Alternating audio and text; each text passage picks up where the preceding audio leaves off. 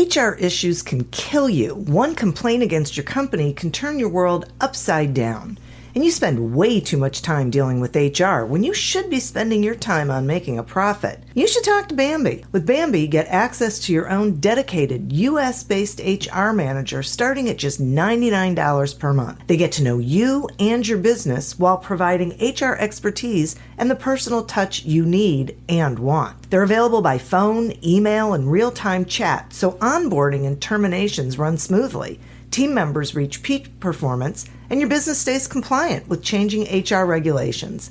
And with Bambi's HR Autopilot, you'll automate important HR practices like setting policies, training, and feedback. HR managers can easily cost $80,000 a year, but Bambi starts at $99 per month. Schedule your free conversation today to see how much Bambi can take off your plate. Go to Bambi.com right now and type in Accelerate under podcast when you sign up. It'll really help the show. Spelled BAM, BEE.com. Bambi.com. Type in Accelerate. Welcome to Accelerate Your Business Growth, where we're exploring all sorts of business topics. Experts from around the world join me, your host, Diane Helbig, for a conversation where they share their expertise with all of you. Take what you need when you need it. Featured on Inc.com, Forbes, and MSNBC's Your Business, this podcast is recognized as one of the best podcasts for small business, sales, leadership, social media, and more. When it comes to business, Accelerate Your Business Growth has got it covered. And now on with the show. My guest today is Ryan Morgan. Ryan is a 15-plus year digital marketing expert with a focus on SEO. He's led organizational and agency digital teams and has a history of driving growth for organizations using SEO. Ryan currently operates the SEO Cohort, a contemporary SEO training program, and a digital consultancy called Swell. Thanks so much for joining me today, Ryan. Thanks for having me, Diane. Great to be here. It's great to have you here. We're going to be talking about SEO, which I think is still this thing that most business owners still don't have a very firm handle on. So I'm going to ask you, not necessarily to explain what it is, but let's start with why it even matters. Why is it important? Yeah, I think you're right. For a lot of business owners, it is this thing that they are probably have heard the acronym, right? SEO, which stands for search engine optimization. And they may even have a sense of, what it is and potentially why it's important. But I think the average business owner has a hard time wrapping their arms around it. So when I think about why SEO is important today for organizations of all kinds, I think about a couple of things. Number one is, especially for small businesses, organic search can be often the primary source of website traffic. It can be one of the main sources that visitors are coming from outside of your website to your website. Now, this certainly scales up to large businesses as well. But it can be this channel that really does drive a lot of awareness and interest and engagement to your website. Ensuring that you are showing up on search engines really helps you build trust and credibility, right? So if someone is searching for your brand or a product or service that you're offering, and your organization, your website does not show up in the search results, you're not going to be considered in that space, right? And any users or individuals that know you may question, well, why isn't this organization or this website showing up? SEO is one of the best tools to really help understand how your market and how your audience talks and what they're looking for. It's actually the sneaky good way to do market research. And I'm happy to dive into that a little bit more. And it really helps influence the whole buying cycle, right? So when people are looking for information, they go to a search engine and they type in what they're looking for. When they're researching products or services, they go to a search engine and they look for information about companies that are offering that. And when they're looking to purchase, they go to read what other people are saying on review sites and testimonials and case studies and things like that. So SEO plays this really important role in making sure that a company has a strong, established search presence. I got to tell you, I've had, a handful of conversations about SEO over the years, and I don't think anyone has ever said that it's a great way to do market research, which I think is brilliant. But how does someone do that? I'm just tremendously curious about that since I've never heard of it before. Yeah, I'm glad you asked because I love to talk about this and I love the question. So when I talk about market research, SEO really helps us understand the language that our audience is using, right? So I can't tell you how many scenarios I've had where I'm working with an organization and they're developing content for a page and they call it one thing, right? And it's pretty common for insiders, individuals within a company or that have a lot of industry knowledge to call something by an acronym or a term that they know really well, but the audience in reality does not call it that same thing. That's not the words that they look for when they're looking for information, when they're looking for products or services that meet their needs. And by doing SEO research, we can understand, well, what are people calling the things that we are offering, right? Products, services, whatever that may be. We can literally look at different search terms and understand the search volume of those and say, wow, this thing that we have been calling this for years, actually only 50 people a month across the entire country search for this. But this other thing that is synonymous with what we call it actually has 1,000 searches per month. And that right there is a great example of very simple keyword research as market research to understand how your audience talks and the language that they use. But go a step further, you can look at larger sets of data, like what are the keywords that people search for to get to your website? And you can do this through a tool like Google Search Console, which is free. And you can really get into the mind of your audience and understand what are they looking for? What is the information that they need? What are the questions that they have? And you can actually use this to influence and provide more and better content throughout the entire buyer journey. So it's a great way to do market research, kind of reverse engineering it. So when you figure out how the buyer is the words that they're using, then do you change the wording on your website so that Google picks it up?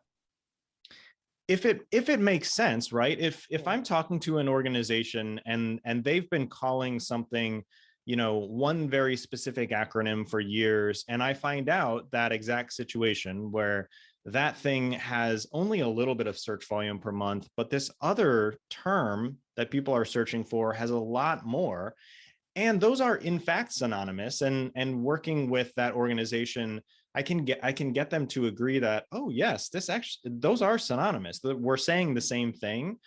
Then yes, I would in fact recommend that that organization updates their website to reflect how the consumer talks, not how they talk.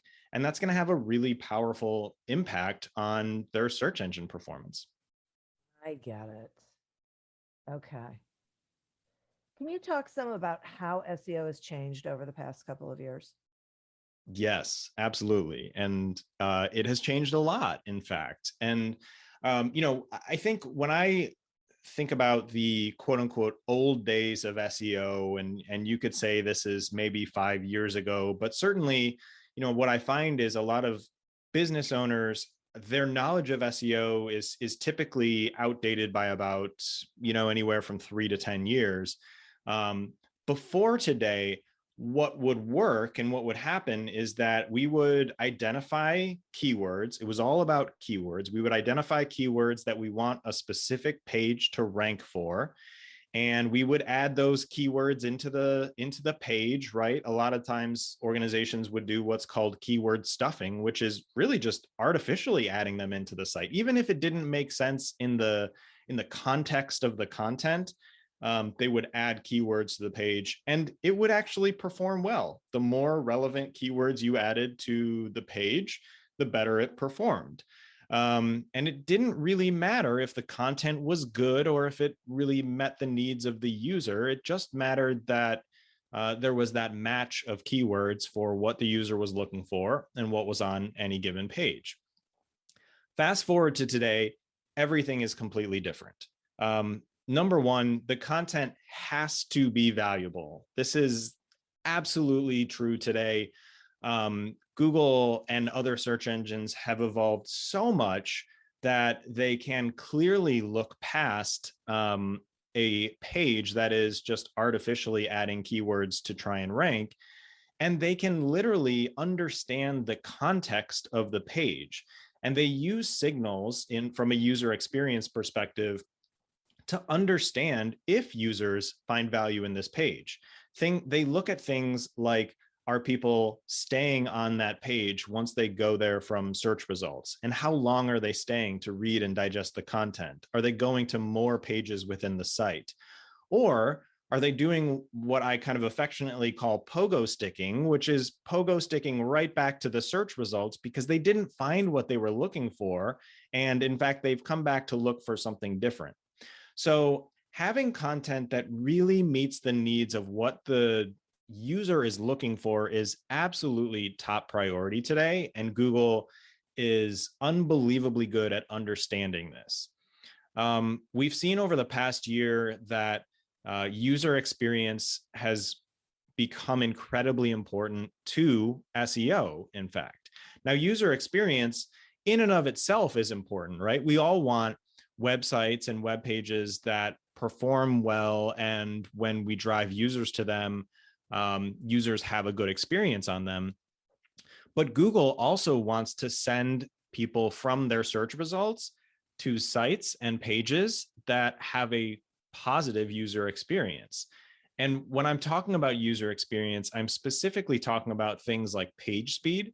So Google doesn't want to drive someone to a page that loads in 15 seconds. They want to drive people to pages that load very quickly. I'm talking about mobile friendliness.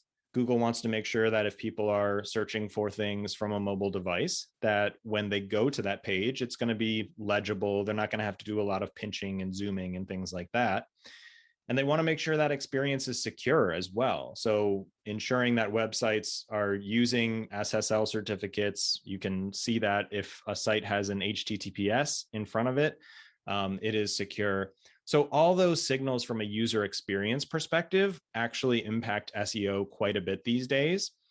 And the final thing I would say about how it's changed, and I kind of alluded to this in my first point, is search is much more semantic these days. And to give you an example, and this is kind of the example I always use, I can go to Google and I can search for who is the actor in the latest James Bond movie, and it will literally show me the result, Daniel Craig, even though I didn't type Daniel Craig in the search at all, right? So there's not a one-to-one keyword match here. And that's how Google and that's how all of our Alexa devices work. Is they're able to understand the context of what we're looking for based on any given search term or search phrase. And search engines have moved away from this one-to-one kind of keyword matching basis. It's all about, does my content serve the need of what the user is looking for? That's remarkable. It's wild. Yeah. It's the how far these search engines have come in their machine learning and artificial intelligence over the past couple of years. It is truly remarkable. Yeah, it blows my mind. Yeah, they're getting so smart. But I think that also ends up being a challenge for small business owners because it's ever changing, and keeping up is a challenge, especially, like when we're doing any other things. So, which I imagine is where like hiring an SEO agency or consultant comes in. right? Yeah, I mean, so I think there's kind of a couple paths. I firmly believe that if any individual business owner or any individual contributor is motivated and interested, that SEO can be learned. There is a learning curve, so you need to learn and understand what are the different factors that these search engines consider in terms of how they rank different pages. We've talked about that a little bit already. We've scratched the surface. So having that motivation is important, but also having the time, right? It takes time, and we both know that business owners are oftentimes trying to juggle 50 things at once. So time is often an element that business owners do not have. And it takes patience too, right? The real big difference between something like search engine optimization and digital advertising is that digital advertising you can turn on today and start seeing results today. Now you're paying for it, you're investing in those paid ads, but with SEO, it's more of a long-term investment. The work you're doing today, you're going to see those benefits in a few weeks to a few months. So that's the real difference there. And, I think certainly for business owners, you will find no shortage of SEO agencies and SEO consultants out there.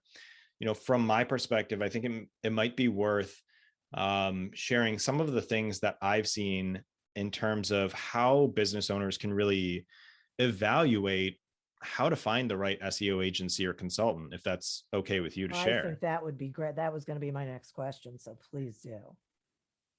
Yeah. So, here's the thing. SEO, and this was one of the first things you said, is it's a little bit of a black box, right? It's this idea that I think many business owners have probably heard the term and maybe know what it stands for and maybe know a little bit about it, but most business owners don't really know the tactics. And the challenge in that is it's kind of like taking your car to a mechanic. I am self-professed not a car person. So when I take my car to the mechanic and they give me a diagnosis, I kind of have this blind faith that they're telling me the right thing and they're fixing the right thing. And I think a very similar relationship exists with business owners and SEO agencies or consultancies, where SEO agencies or consultants are, sharing best practices and strategy and tactical recommendations. And the business owner, to a degree,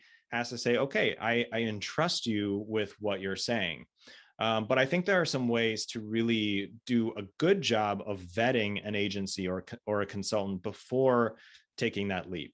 So I think one of the most important things, maybe the most important thing, is first to identify if your agency or your consultant is asking you questions about your organizational goals and vision, and making a clear connection between those things and a proposed strategy, right? So I think if there's one thing that business owners take away from this conversation, it's that when you're thinking about, or if you're doing SEO, if you're using SEO strategically or as a tactic, or even thinking about it, it's so critical to make sure that you have a reason for doing it, right?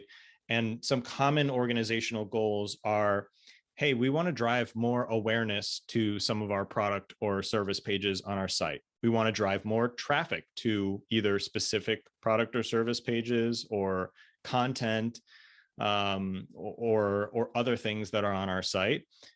Even as far as we want to drive more leads from search. We want people to come to our website, and we want to increase our lead generation from our website from search traffic, or we want to increase our sales if we're in an e-commerce environment.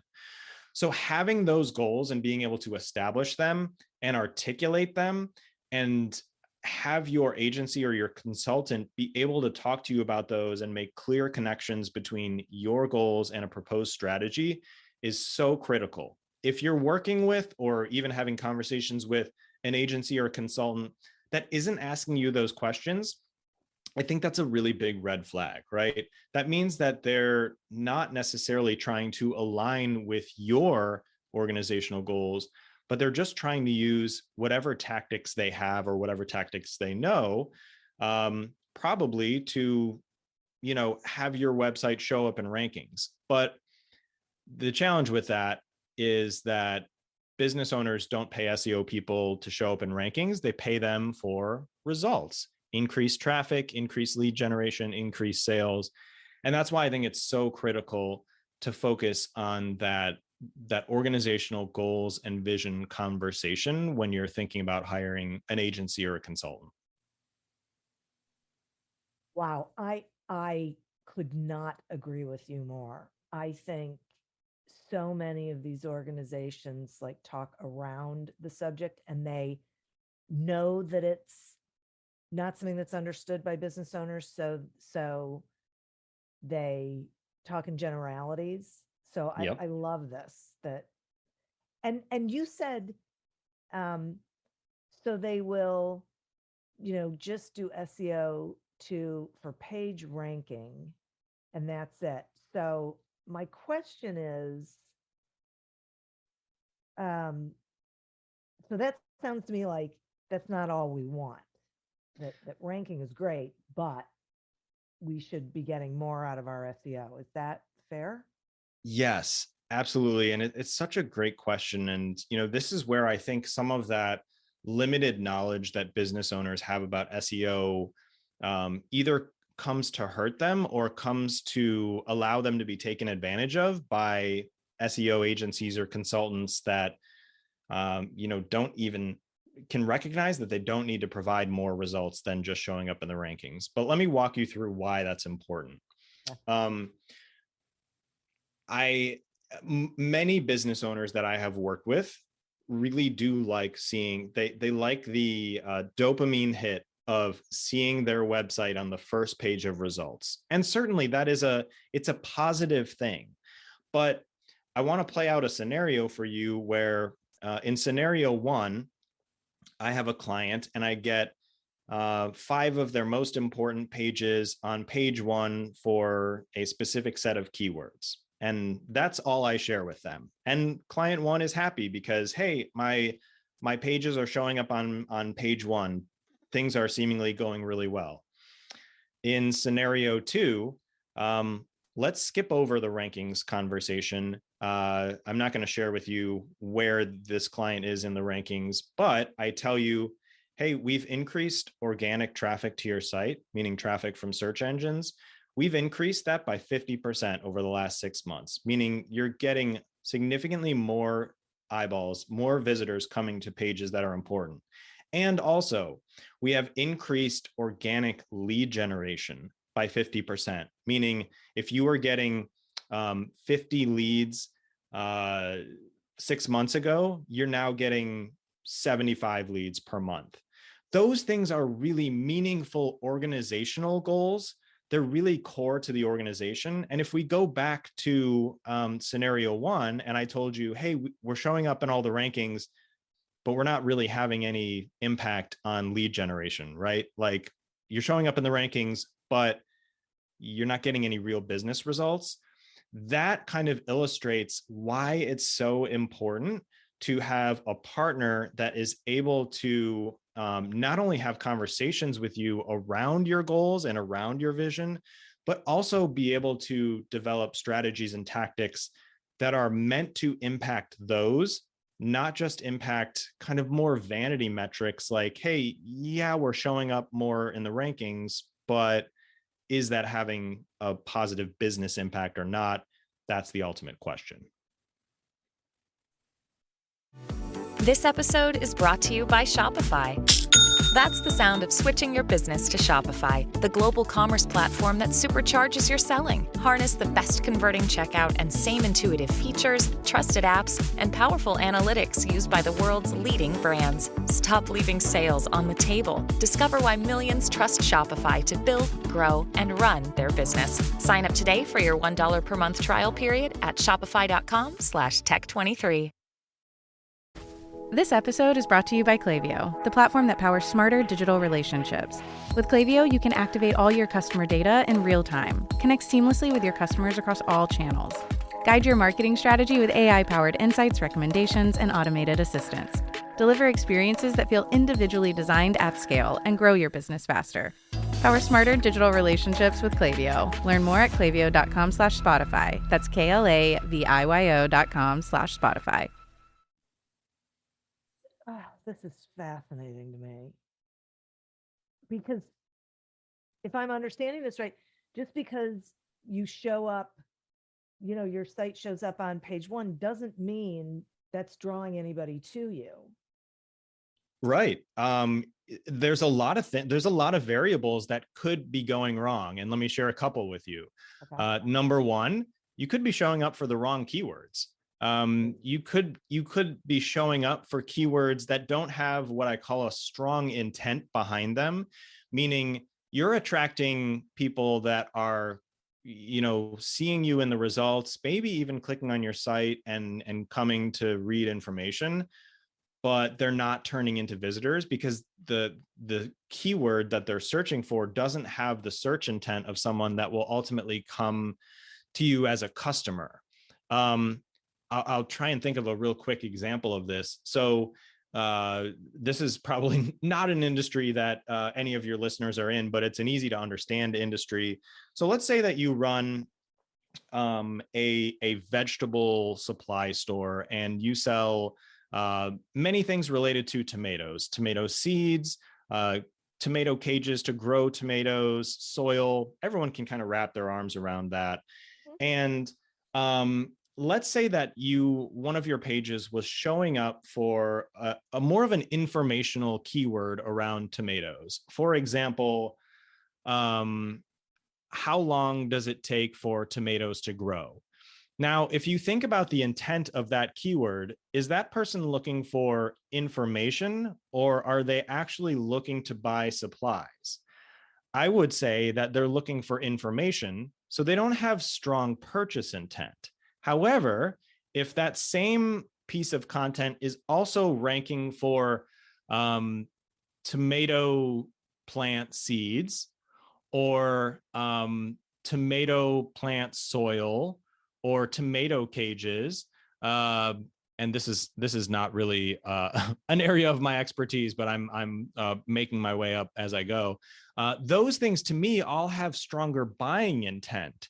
So even if I had a site that was ranking on page one for both of those things, any day I would take the latter where there's strong purchase intent behind the keywords, because it's gonna lead to better business results. And that's why I'm kind of saying, looking at rankings alone and saying, hey, we're on the first page for a specific keyword doesn't really always translate to organizational goals. They still have to click to your website and they still have to take some kind of action for you to meet that goal. Okay. I thought that was a great example. I understood that perfectly. Okay, good. Not a tomato plant expert, so me either. So, but that made a lot of sense because it's all within the realm of tomatoes, but different. Right. Intention, right? Right. Yeah, got it. Okay. So I'm sure I'm asking this for all the listeners, but I know I'm asking it for myself. Can you give us like 3 easy things that we can do to improve our site's SEO? Yeah. And remember, I said easy. Yes, you did say easy. So I have to really, so I'm going to give you 3 things for sure, but what I'm going to recommend to you and to your audience, again, we're going for low hanging fruit here, is rather than trying to create a bunch of new content or look at a lot of different pages, I'm going to encourage you and your audience to just focus on 1, maybe 2 pages. Focus. So if there's tip number 1, there it is. Focus on the most important pages and remember what I said, organizational and business goals, right? So if we're talking about a B2B company, this in almost every scenario, this is not the homepage. This is potentially the most profitable or the service page that you want to make sure that most people see. It is the most important product or service based page that you have. And same thing from an e-commerce perspective. If you're an e-commerce organization and you have lots of different products, it may be a category page, for example, that you want to optimize. But focusing on one or two that are the most important rather than diluting your efforts is going to be important. And then optimization is, there's a whole process for it, but I want to really try and boil this down in a very simple, easy to understand way. So once you've identified those pages, the first thing that I'm going to encourage your audience to do is a little kind of reverse engineering. So think about the user and think about what keywords or key phrases they may use to get to that page. Ask your salespeople what terminology their prospects use. Ask your customer service team what terminology, keywords, and key phrases they use, and use that and try to understand, are those words on my page or are they not? Also use those words and literally go to Google, type those in, and look at what is showing up on the first page, because that first page represents what Google is valuing in terms of a match for that keyword and any specific piece of content.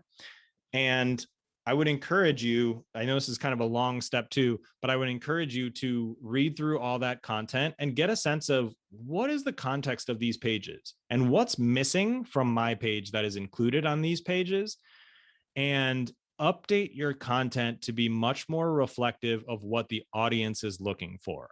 And I know I've said a lot here, but I think this can be done in an hour or less. Really just getting a sense of looking at the results on the first page. What are they writing about that I'm not writing about? And adding a paragraph or multiple paragraphs, making sure that some of the keywords you're seeing in those search results are reflected on your page in a very natural way, and really updating that page or that piece of content so that it's really aligned with your user.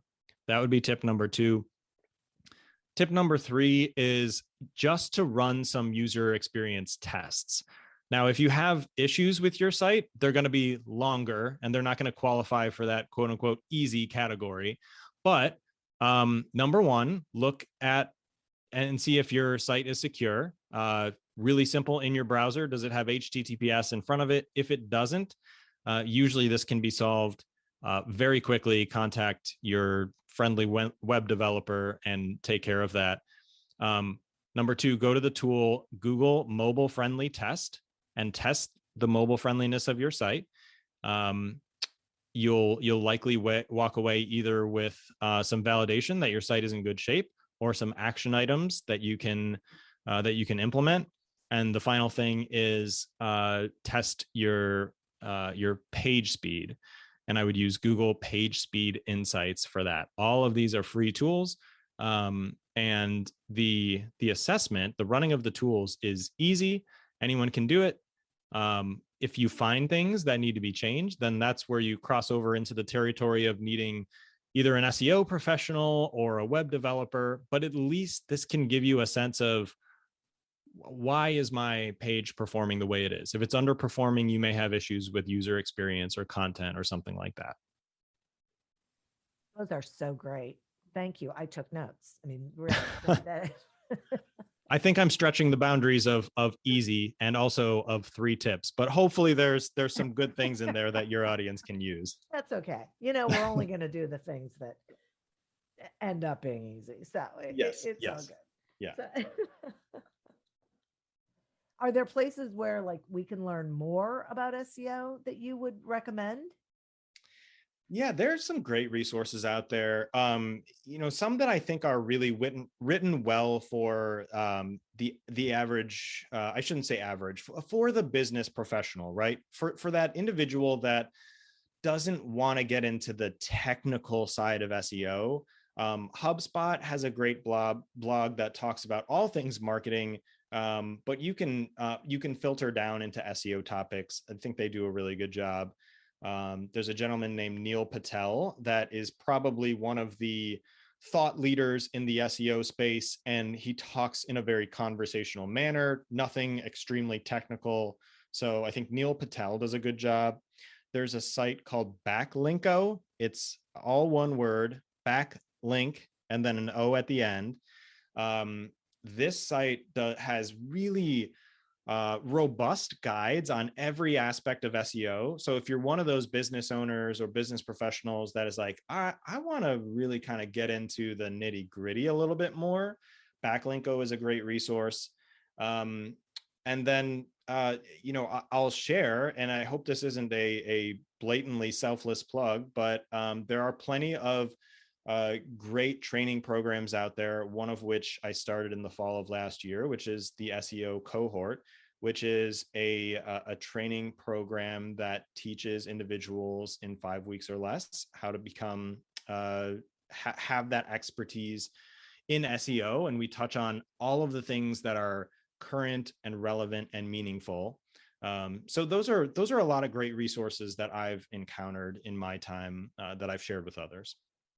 That's terrific. And can I just say that I was going to ask you to explain what the SEO cohort is? So it's all good.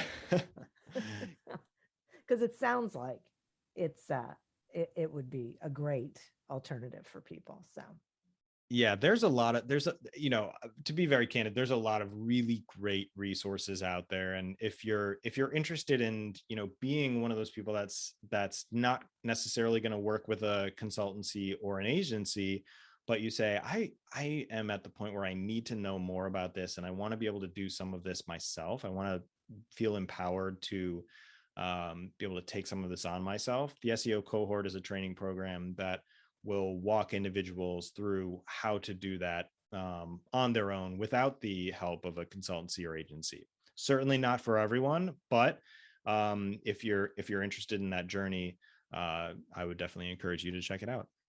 I think that's great, because there are definitely people out there who are real DIYers, right? I mean, they want to understand it, and they want to be able to do it to a point, to a degree.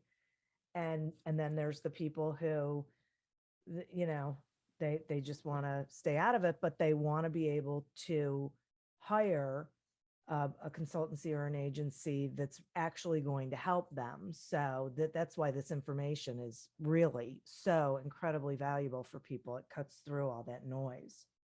Yeah, and I hope for all of our friends that are listening today that they really do kind of hone in on making sure that they're having those higher level organizational goal-based conversations with their agencies and consultants. That's, again, without having those goals and those conversations, SEO can be a bit unguided and not necessarily be targeted on any specific goal or objective. So if there's one thing that people take away, I think making sure that you're having those conversations first is a really important step. Yeah, I do too. I do too. Wow. Ryan, thank you so much for sharing this information. I have to say, one of the things that I really appreciate is that you make it understandable, which is really valuable for those of us who hear SEO and want to run screaming out of the room. So thank you. Yeah, I appreciate that. And it is a very confusing, complicated, always changing topic. So I'm glad to share some of the information that I have, and hopefully your audience was able to take one or two things away that they can try and get a better understanding of kind of where SEO is today.